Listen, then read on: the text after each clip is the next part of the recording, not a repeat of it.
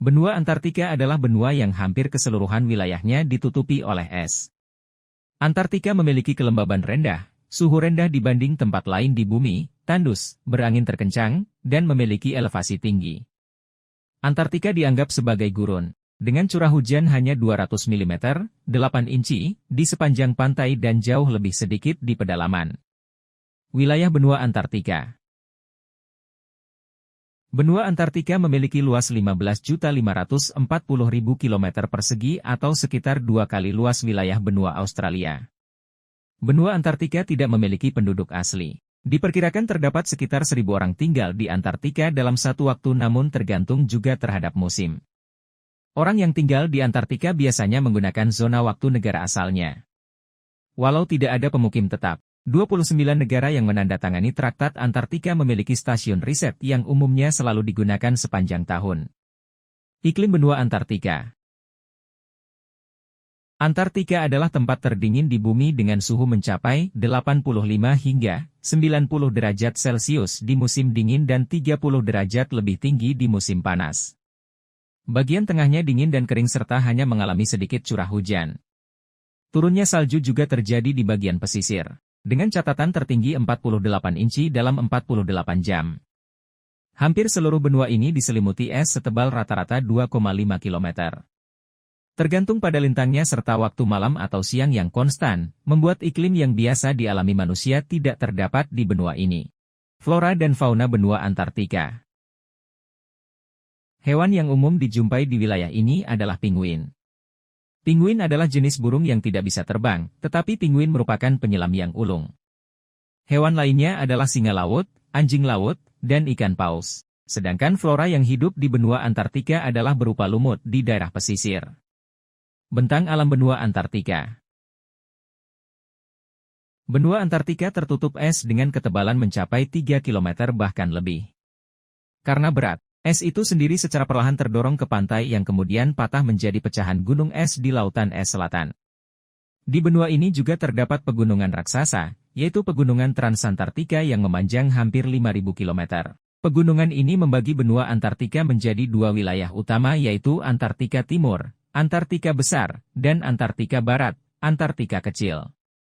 Antartika Barat merupakan bagian dari deretan pegunungan Andes di Amerika Selatan. Lebih dari 99% wilayah Antartika tertutup es yang mengandung sekitar 70% dari air tawar di dunia.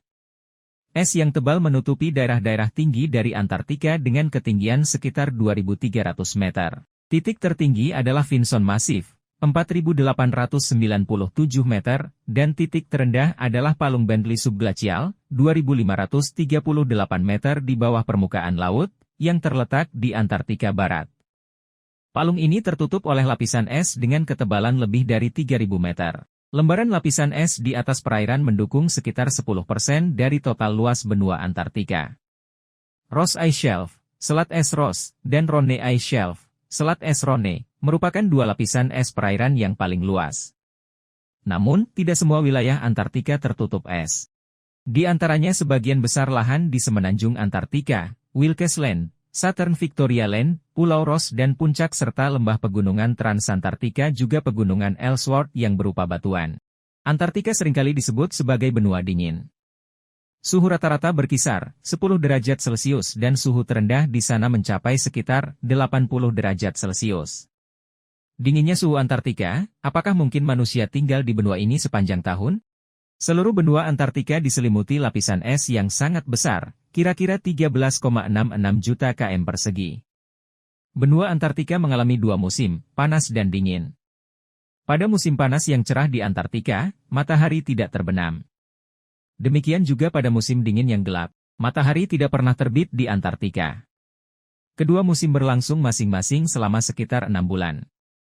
Jadi bisa dibilang 6 bulan dalam kegelapan dan 6 bulan berikutnya terang benderang tanpa gangguan. Tidak ada penduduk asli yang tinggal di Antartika. Anda hanya bisa menemukan beberapa binatang seperti penguin dan anjing laut. Begitu juga dengan kekayaan floranya, tidak ada pohon besar atau apapun yang berguna untuk mencari makan. Jika ada, hanya terdapat ganggang dan lumut yang tersebar di area kutub selatan itu. Orang yang tinggal di Antartika. Dikutip dari Science ABC, baru pada abad ke-19, seorang bernama Roald Amundsen bersama kelompoknya sampai ke Antartika. Ketika sampai di sana pada tanggal 14 Desember 1911, mereka mendirikan tenda yang diberi nama Polheim atau rumah di kutub. Namun itu tidak bertahan lama untuk tinggal di Antartika, karena tim ini pun langsung mengemasi kamp mereka paling cepat di hari kemudian dan meninggalkan kutub selatan pada 17 Desember 1911. Sejak saat itu, manusia yang menginjakan kaki di benua tersebut adalah ilmuwan atau turis. Para ilmuwan mungkin memiliki klaim terbaik sebagai penduduk asli benua itu. Sebanyak 30 negara telah mendirikan stasiun lapangan untuk berbagai bentuk penelitian mulai dari ahli biologi konservasi hingga astronom, ilmuwan dari berbagai disiplin ilmu. Turis, di sisi lain, hanya mengunjungi benua itu selama bulan-bulan musim panas. Jadi mungkinkah bertahan selama setahun di tempat terdingin ini? Setahun tinggal di Antartika ada berbagai pertimbangan saat harus tinggal di Antartika. Misalnya soal akses, logistik dan biologi. Efek cuaca Antartika dapat memengaruhi jam biologis atau ritme sirkadian seseorang. Ritme sirkadian akan mengingatkan Anda untuk pergi tidur saat hari gelap dan yang membangunkan kita saat matahari terbit. Namun di benua di mana matahari tidak pernah terbenam, membuat ritme sirkadian menjadi kacau balau. Tubuh Anda tidak memiliki pengingat lingkungan yang sebenarnya untuk melakukan aktivitas dasar dan perlu, seperti makan atau tidur. Apakah itu musim panas atau musim dingin? Antartika adalah salah satu tempat paling berangin di dunia. Hal itu juga salah satu tempat terkering di planet ini.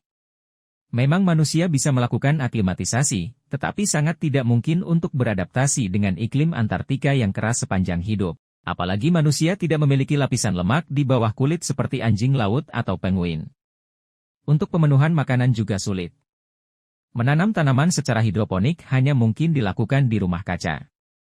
Sementara untuk membuat produk berkelanjutan untuk kelangsungan hidup manusia, perlu lahan yang luas.